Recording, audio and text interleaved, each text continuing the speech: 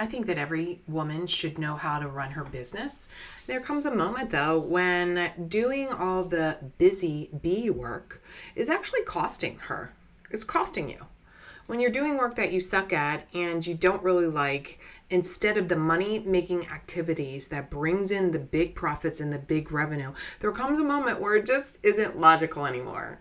And so with that being said, I have an interview I want you to listen to with my sister veteran wife, Melissa. And her business, Paper Chaser Biz, talks about what it might be helpful to you when you're thinking about hiring a virtual assistant, what mistakes people make when they hire, and really just what the benefit to you is. So enjoy. Hey, this is Mary Bicknell. Welcome to Lead a Life Uncommon.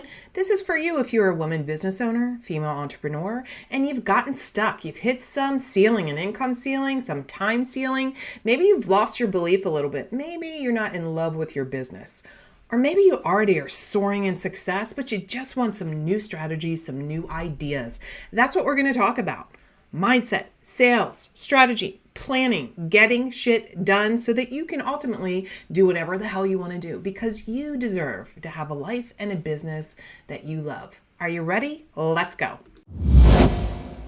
Hey, everybody. Oh my gosh, I am so excited to share with you somebody that's been in my world for a long time. And she and I really haven't had the chance to connect like we're connecting today. Melissa Whiteford StClair. Now, doesn't that sound so like she, she needs to be writing more, right? Writing some more novels. That sounds so official. She's the owner of Paper Chaser Biz, and she's a certified virtual expert. She helps busy women solopreneurs. And as you know, she helping with overload.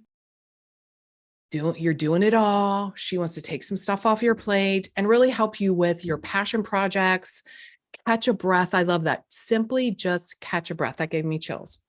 Making a beeline to entrepreneurship as a military spouse. And this is one of the things, of course, that she and I have in common. She's masterful at making connections, networking, and collaborating with others. That is a skill that she has that I wish I had more of. You should check out her social. And because when you opened that, one day I saw you doing that where you were like unwrapping a book that you had received from your husband.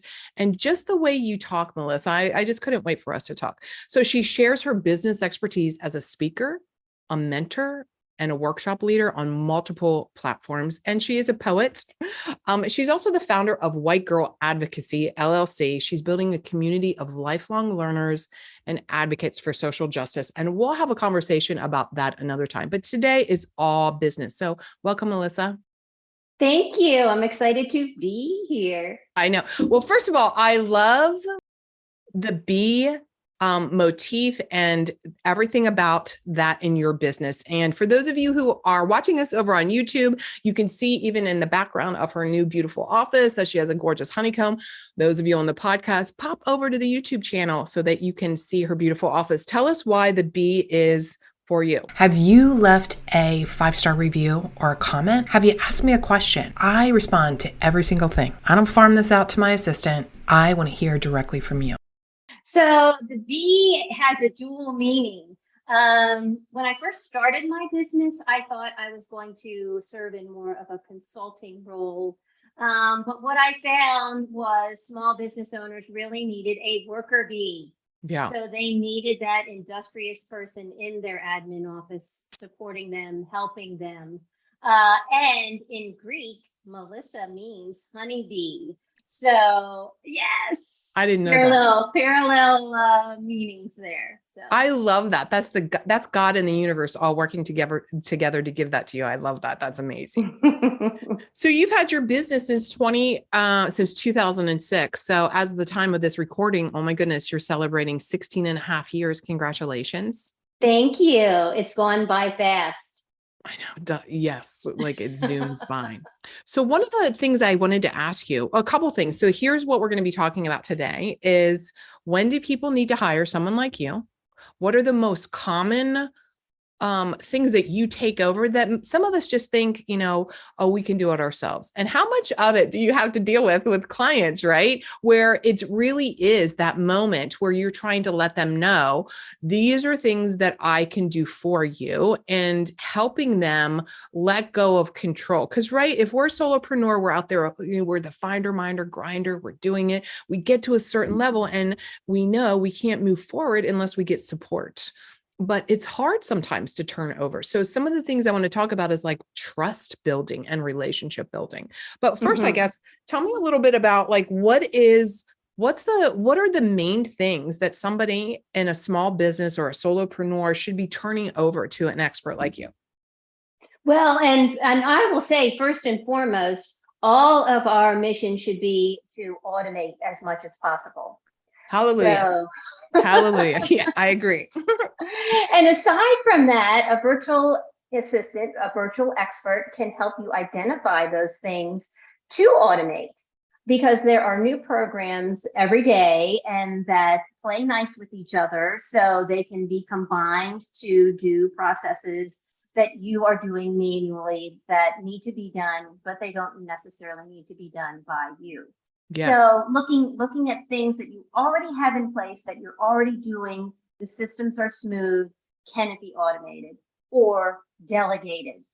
So having some checklists, or even more formalized into standard operating procedures. Oh, that sounds like a big word, but it is I really love it. kind of a glorified checklist, a little how-to.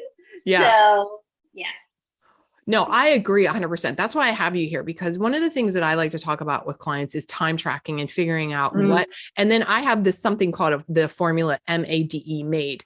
It's like me, I'm the only way I can do it, then automate, delegate, and eliminate. And like turning it over to someone like you who can put those systems into place, because systems, I say, are sexy, because when we have these systems in place, we're not like hurried and harried and, worn out.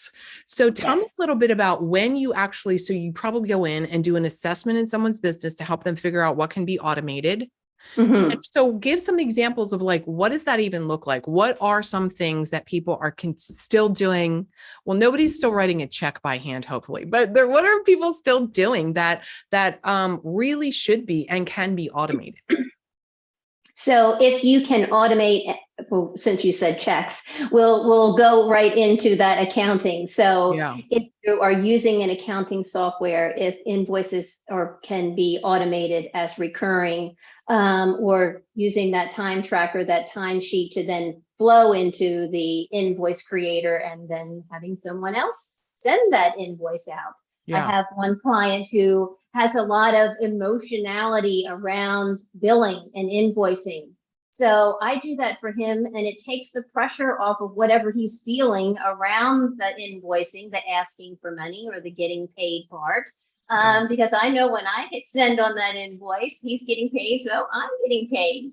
And that just, works nicely if, you have some accounting software, a platform in place. Right. And then again, looking at onboarding. So how do team members or clients or customers or other membership affiliate entities come onto your company? Can those things be automated or again, delegated? Sending out welcome emails or sending out requests for W-9s if they're a subcontractor. So really looking at each element that is a priority in your business, revenue generating, how can you get it done efficiently and effectively and keep doing what you love while it's taking care of itself, or someone else is taking care of it for you. Right. So let's go back to the gentleman that you mentioned, one of your clients, about the emotionality, like I'm a believer, right? And one of the things I coach and consult with clients is like, you can only grow to the level that you're personally willing to grow, right? Because right, when we have our own business, it's a challenge and we got to show up in different ways than we've never done before in all kinds of new things. And definitely people who send out, right, that money exchange is new. What are some of the other things that you notice people, that whether you work with them specifically to help them like kind of let go of, their fingers are tight, right? We're on the steering wheel and we're white knuckling it just to like what is part of you telling them what they're going to give back, right? By hiring someone like you, we always are looking, of course, at return on investment. So by hiring you, what are some of the things that you can give back to them as far as their time, their money, or their emotions, like this gentleman? Yeah, all of the above. Yeah. And, it varies by client, Yeah. because, what pain points are your projects, giving you, and how you're feeling about them. And I have another client that runs an organization that benefits military spouses. Yeah. So she is super passionate about what she does, but she can sometimes get an email that gets in her OODA loop. But by Yes. handing it off to me with a neutral mindset about it, about the communication, I can respond, take it off her plate, take that pain away, and respond on the organization's behalf in a professional manner. And she can not have to be bothered with that issue. So, I'm handling that communication in a proper way. Well, just that, right? Just that alone is so valuable because just like you said, sometimes things come up with clients and, we're busy wanting to do the work that we want to do. And it can throw us for a loop, one, by not having a system in place, but certainly by not having and delegating that, having someone like you going in, like you said, and you have no emotional tie. So you can show up representing that your client, right, in a way to their client that there's no funny, feelings or the wrong Right. word being said, or that they don't have to worry about it. Just take over. I think Absolutely. that is definitely one of the things that most people don't even consider, right? As having someone else, just like completely managing their back end, their customer service, or just their emails, just having someone take that over, because that can be a black hole. Yes. Yes. I mean, And when you talk about emails, I have another virtual expert in my network who is a Gmail guru. So she can set up all kinds of rules so you don't even have to see emails. She's immediately filing them or immediately deleting them or handling them on behalf of the client, or someone on her team is. So that is a big part of bog down for small business owners is your email and yes, calendaring, yes, for sure. And to give your business the image of a level up, of handing that off to someone, assistant at name your business, yes. having someone else handle some of your communications just gives a whole nother level of integrity and professionalism as well. 100%. I definitely agree. Tell us the experience, like after you've been working with a client for like a month or two, or maybe 90 days in. So she comes in and she's like, oh my God, I really need this. Like I'm working 50 hours. I'm doing all these tasks that really are outside of my genius zone. And she, like you said, she wants to level up. She wants to bring you in as part of her team. What is your favorite part, right? Because we all kind of have our favorite parts with our clients when they have that moment of like light bulb above their head, their aha moment. What's that like for someone? So paint that picture. So if somebody's listening right now, they're thinking, I'm not sure. Explain the result, even after the first month or two. Oh, right. So, there's always that learning curve. Sure. But once things start flowing, it is just so rewarding to get an email from a client saying, you are saving me so much time. Yes. I can, focus on other things. Yes. You're getting my voice and, my company vibe so quickly. I love that. And, being able to help them research. Somebody wants to get a particular business certification. What does that take? They are not taking time out to find out that checklist that they need to provide to get the certification. A virtual assistant, virtual expert can do that kind of research and keep you moving forward with that certification quicker. Yeah. So it is so rewarding. I feel like I can see them on the other end with a big smile and with a finger by the side of their face saying, what can I delegate next? Because that is me. That is exactly me, because I have virtual experts on my team for some things that are routine, and I'll bring in another specialist if I need to. I launched a course and I had a project manager who was phenomenal. She took full ownership of everything that needed to be ticked off before the launch and was telling me, okay, I need this by then. You need to connect with this by then. And it was so successful and not as stressful for me. So Yes. it's a beautiful thing. I think that that's part of it, right? Because we're not good at everything, even if we want to, right? And so to hire someone who already has the experience, the savvy, and I believe that, right, when we hire somebody on our team, they need to know more than we do. Not only have they need to know they've done it before, but they need to ask me questions or tell me. I just want someone sometimes to tell me, just like you said, your project manager, right? I don't want to have to think about it. I want to say, this is the end result. This is the goal. Like, you're the expert on timelines or what have you. Like, I need you to tell me, because gosh, don't you find that people just, this is one of the other things I think you really take over for people, is that decision fatigue. We have so many decisions we have to make, and God knows, planning out a launch, and I've had hundreds of launches. That is so much work, so many emails, so many timelines, so many this, so many that, and just to have somebody else take over and not have to make all those decisions. Do you find that is like a relief for them as well? Oh, definitely. Because that person, that virtual assistant, virtual expert, is going to become familiar with your business and, most importantly, with you. And so then having the ability to be that ally and strategic partner to, step up when you are stepping out of your comfort zone, that makes a whole difference, because you can identify a roadblock and you think, oh, I really need to work on X. But if I spent a little bit of my budget and had somebody else do X, you'd already be started.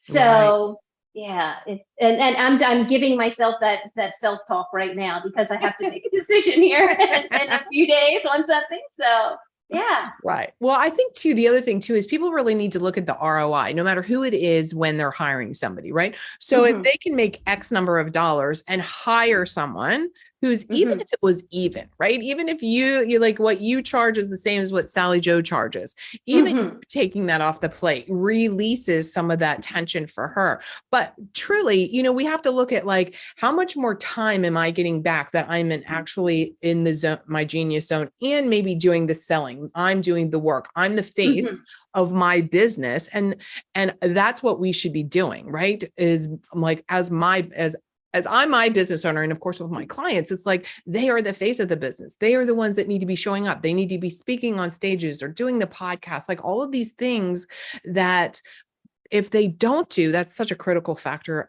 in their business. So having somebody behind the scenes doing the teamwork and keeping it all coherent, I think this is another thing. How does this work for you and your clients, is like having things that the consistency, right? And like, talk a little bit about that, because I'm sure you've gone in and had to maybe dismantle people's businesses on one level, right? Because they've had structures in place that weren't consistent, that were kind of like hairy, like kind of all over the place. Like, what are some areas besides automation and just some of the research that you found that you kind of have to untangle for people? So one of my most requested services is electronic newsletter support. Yes. So people know how important that, consistent communication is, things hitting the inbox on a regular basis. So helping clients not piecemeal, delegate those pieces and let the virtual expert, virtual assistant do the legwork. If you are getting things for your newsletters from outside sources. So let them, bird dog and get things together instead of you sending the emails back and forth. Or if you have the content and you're not sending out something, whether it's a Yes, social media image or a newsletter, because of the formatting, but also fatigue, the fiddle and fool. please. Um, Somebody loves doing all that. That virtual expert or virtual assistant is going to be very diligent and very structured, and not afraid to make suggestions about what they're seeing, because they want you to be efficient, so they can be efficient, so they can move on to support their next client. Because more likely they are working with multiple clients. Right. Well, Yeah. two things that you said. One is that, that you love things, you love certain things that you do because that's your business that I might not love. Right. It's like, Right. oh, I don't love doing that. It may be fun for me or I may dabble in it, but I'm like, it's not the driving force. So that's one thing. But I Mm-hmm. like what you said too. The other thing too is really efficiency. It's like you're part of what you do with your clients is helping them be actually more efficient Mm-hmm. in their own business, and then you're more efficient. And I think that takes, that is that part of that relationship when we have somebody that is on our team is learning that skill. And I know sometimes solopreneurs, and I mean I was definitely guilty of this, where it's like it's still that learning. It's like how to communicate or what's the process, or having that boundary where it's just like, Mm-hmm. I'm just like winging it and sending something. I don't do that now, of course, but people do, right? It's like that Right. inconsistency. And you're Yes. just like, here's the line and here's the expectation. Mm-hmm. How do clients react to that in the beginning? Like, is that a challenge for them? Because as solopreneurs, it can be, again, bringing a team member in. What does that look like for them? Yeah, I would say it's kind of 80-20. So most people are ready to just say, get this off of me, right? Right, right, right, right, right, right. Take it off my plate. But then there's a small percentage who really are hesitant to let go. But once they see that the systematization Yeah. does work and makes things more efficient, and then I'm like waiting with bated breath. How can I help you next? So, you're like the little Yeah. animal over here. How can I help you? So, I love that. yeah. So, are there any industries specifically that you work with, or what are your thoughts around like that all businesses require similar tasks, right? Right. Mm-hmm. Like for me, I'm a very big, like I have 7 pillars I work with clients, and I'm like every business, $1 billion business to a small business, like there's certain things that need to happen within every single business period, marketing, Mm-hmm. selling, et cetera. So do you see that, or do you find that certain industries that you work with, they're seeming to require something differently? So in other words, who is your favorite, like your best idea? Oh my gosh, please, Lord, let me have 100 of that person lined up. Well, and it's interesting because I network, with a Yeah. variety of people from a variety of industries, but my clients tend to be female service providers. Yeah. And, they may have a book or some e-products, but their main mission is to directly serve their clients. And so that's really ideal. And in that, so of course, it's going to be revolving around communications. So the prospecting and sales, marketing, and then the onboarding and making sure it's a smooth process, whatever service that you are providing. And then how do they, offboard or continue? So having all of those life stages in place when you're working with your client. So So are most of your clients online and offline, or are they predominantly online business owners? predominantly online, actually. Yeah. Yes. So How do you know, what have you noticed a change, now that we're like post COVID? So as this is going live, right, we're just heading into 2023. Like, what have you noticed as far as a shift in, the online space? I like that. I'm always curious on that because we all have our own perspective on how it's changed our businesses. right. So of course, for me, being in the industry so long, I was hashtag work at home, before the pandemic, and Yeah. then loved that the pandemic, my career was pandemic proof, and really skyrocketed for a lot of my folks in my network, especially those event support and Yes. event planning folks. And then I think coming out, though, I feel like there was a little bit of a lull. People seem to be kind of holding back of letting go. Again, I think just the uncertainty, but now I feel like it's picking up again as people are becoming more confident, and really, wanting to hit the ground running again to kind of now make up for lost time after feeling a little uncertain coming out of the pandemic. That's just my observation. So, Yeah. and I would say, talking to other people in my industry, that they felt the same. But really now people want to be efficient and effective and, just keep moving forward. Yes. Amen.